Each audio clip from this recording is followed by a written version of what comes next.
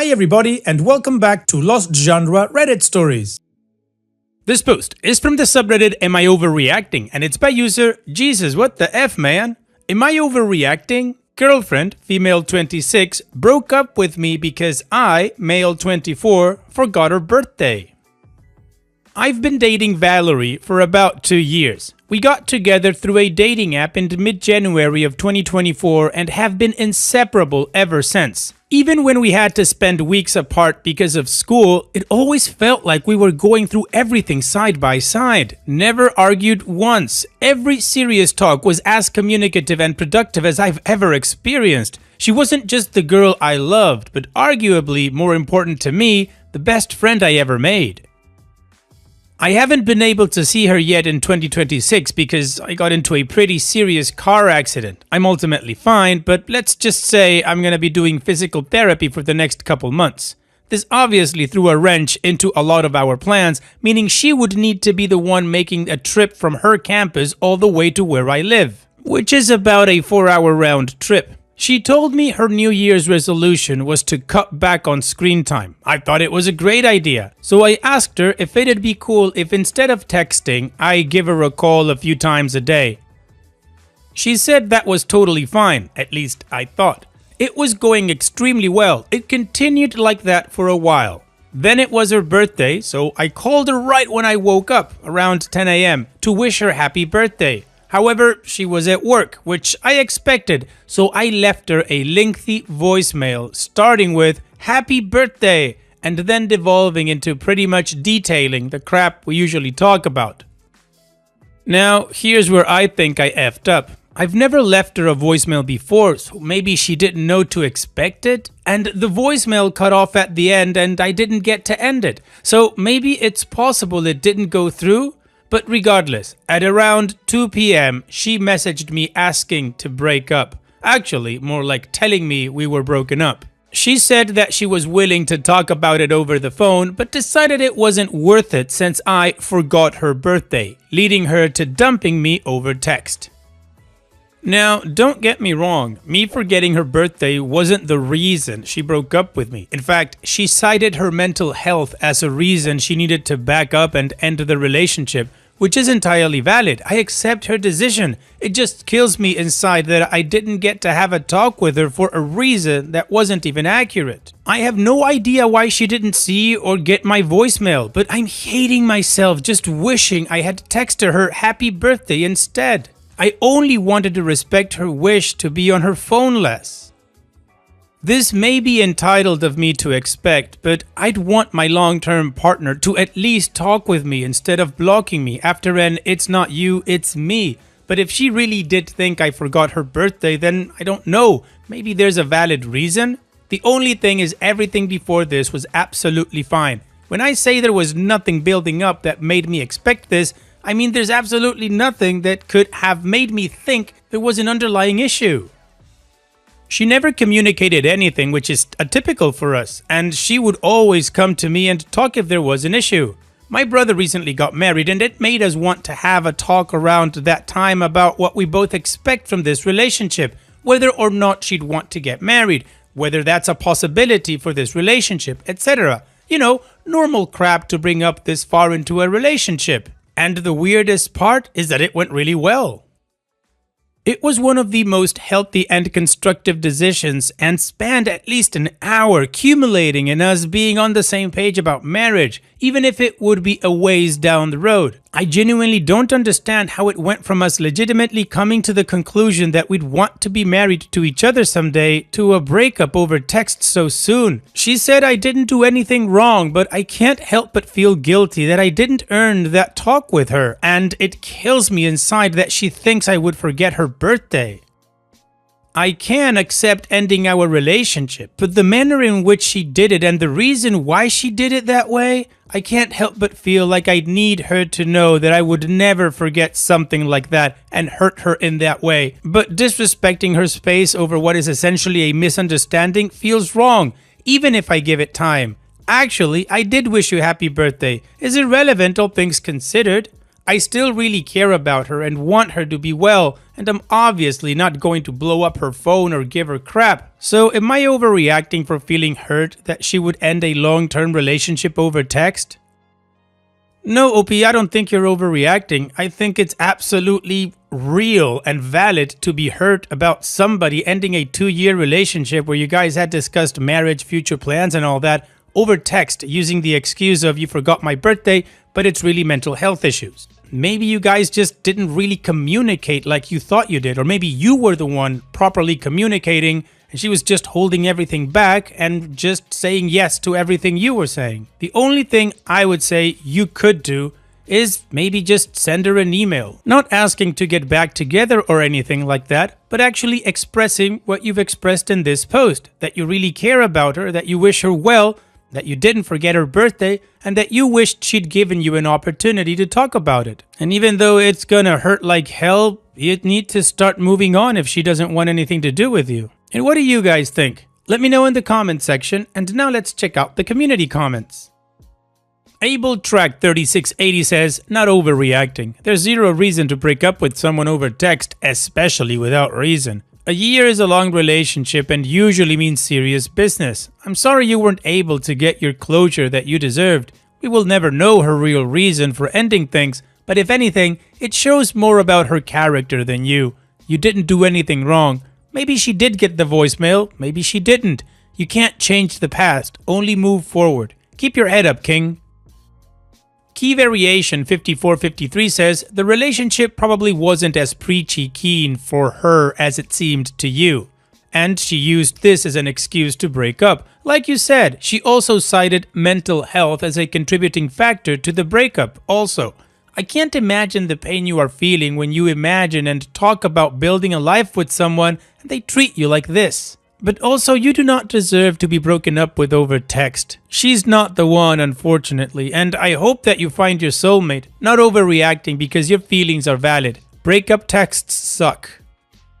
And Smart Bumblebee 3553 says, sorry this happened to you. Not overreacting. It's totally valid to be confused and hurt at the abrupt way your relationship ended. I think the other commenters left you sound advice. For whatever reason, she was done, and it is very possible that it's a her thing and not a you issue. I've ended relationships because I had just reached a point where I needed to be treated on my own. Keep your head up and take it at her word that you didn't do anything wrong. Save your mental health and move on. OP's edit to answer some questions. 1. Is that all you did for her birthday? A voicemail? No. Valerie and I had to reschedule my visit after my injury. She was aware that I had a ton planned for her the week after her birthday when I was in town. She expressed excitement for this and reassured me multiple times even after my multiple "I'm sorry I can't see you sooner" and "does it really not bother you that I had to reschedule our trip?" inquiries. Instead, she expressed excitement about the fact that she'd be able to spend quality time with her best friend, her roommate, female 27. She was always agreeable, sometimes almost to a ridiculous degree, but she always stood up for herself in the past whenever she truly felt strongly about something. That's why I'm a bit confused by the switch up.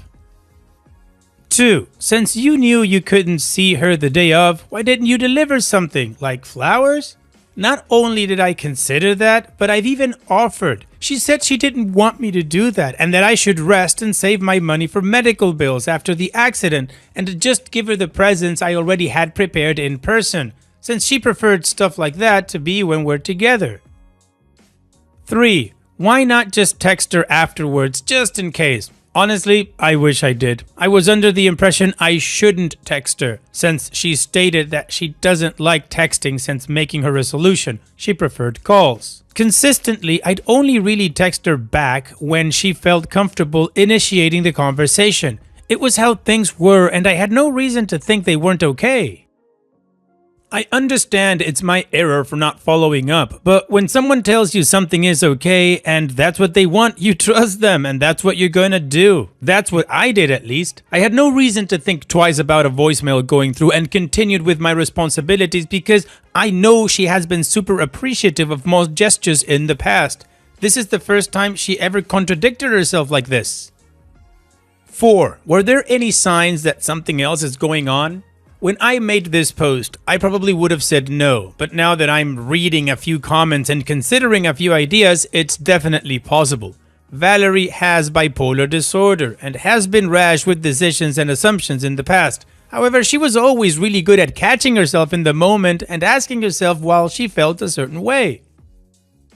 I've never seen her do anything like this in all the time we've been together, and that only confirms for me that it truly is her mental health she is concerned about. Not that I had any questions about that. I believed her about that part from the start. It was just the assumption that I forgot that threw me for a loop. Sorry to the theorists who think she found someone else. While I can't necessarily confirm or deny, she's not that kind of person. But I also didn't think she'd be the kind of person to dump me over text. So F if I know, LMAO. The only thing that happened recently that could have hinted at an underlying issue, at least that I can think of, was the day before her birthday when she initiated a text conversation and I replied with, "Are you excited to spend time with roommate's name tomorrow?" She never replied. I don't know if she can come to the conclusion that I didn't know it was her birthday when the last text I sent was regarding her birthday the next day. And 5, why didn't you reach out to explain that it was a misunderstanding? My first response to her breakup text was verbatim, "Wait, you didn't get my voicemail?" And after that was blocked.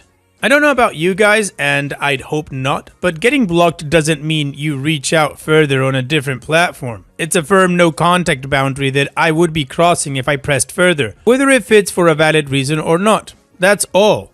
Thanks for the support and the comments, even the ones that jump to some pretty insane conclusions. Sincerely, a fellow chronic overthinker. The community agrees OP is not overreacting, so now let's move on to the update to see how the story ends.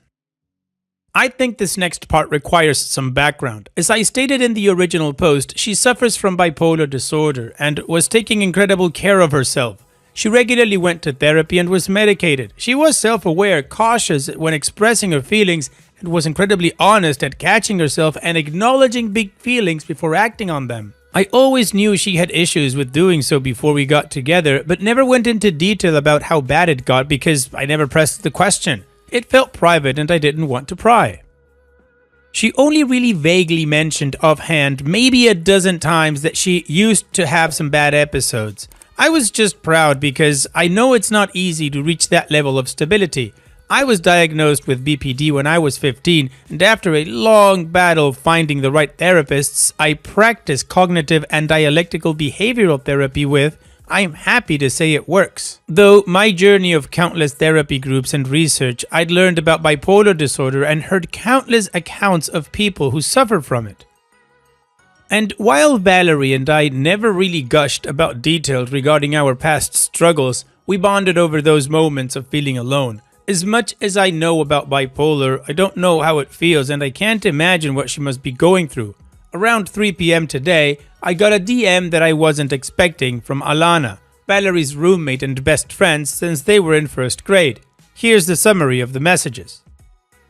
Alana confirmed that Valerie's behavior had been erratic and strange, citing that she sparked a screaming argument, which was very unlike her. It's unclear whether or not she'd been taking her medication like she was supposed to, and stormed out after lashing. Alana assumed this was to stay at her co-worker's house, female 23, as she's done so before and would occasionally go to get a ride from her when she didn't feel like driving. I doubted this as the two aren't very close, but what do I know?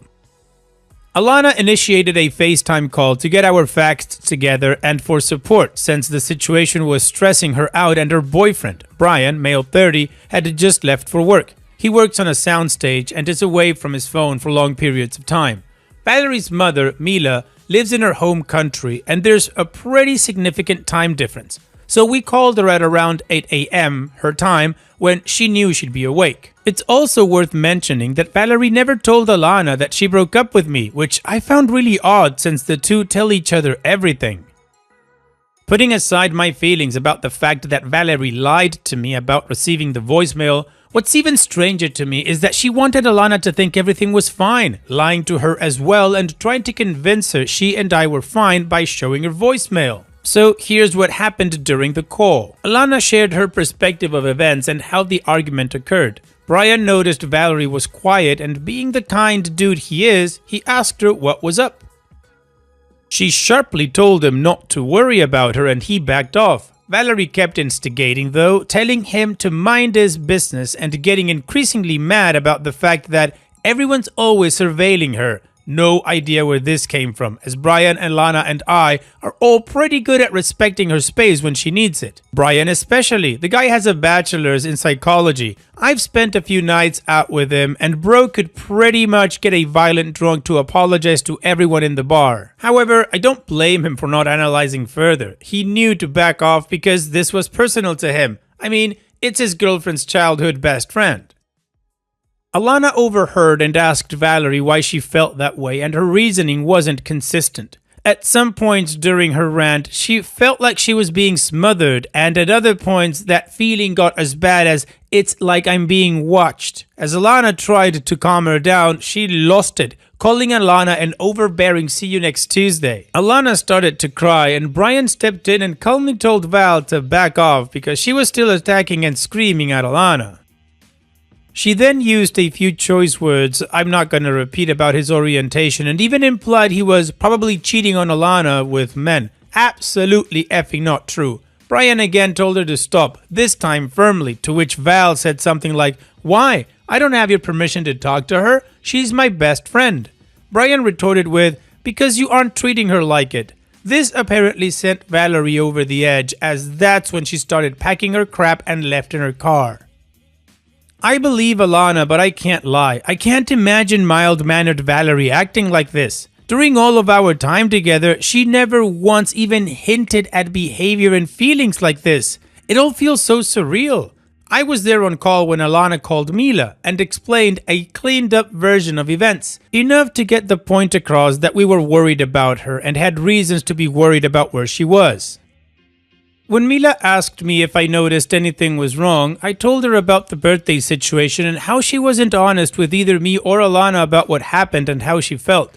Mila apologized, as she definitely heard the concern in my voice, and we clarified that we just wanted to know if she knew or had any information on where Val was, if she heard anything, whether or not she's safe, etc. Thankfully, Mila confirmed that Valerie is currently on a plane to her home country, but emphasized that while she knew Valerie was struggling at times, she didn't know the extent to which it went. I'm sure you could have been able to literally see the relief radiating from us, as our next course of action was legitimately going to be to file a missing persons report. So Valerie is safe and will be home with her mom soon, and that's the best thing for her right now. Mila stated that she's going to look into treatments and have a talk with her once she's home. Thank God. She thanked us for telling her what was going on and for doing what we could for Valerie. And to clarify, Alana, Valerie, and her mother Mila are all from the same small town in their home country and are very close. Alana has even joked offhandedly that Mila is her unofficial godmother and vice versa. So it's absolutely within the parameters of their relationship that Alana comes to her with an issue like this. Even Mila and I have had a good relationship, as she's always liked me.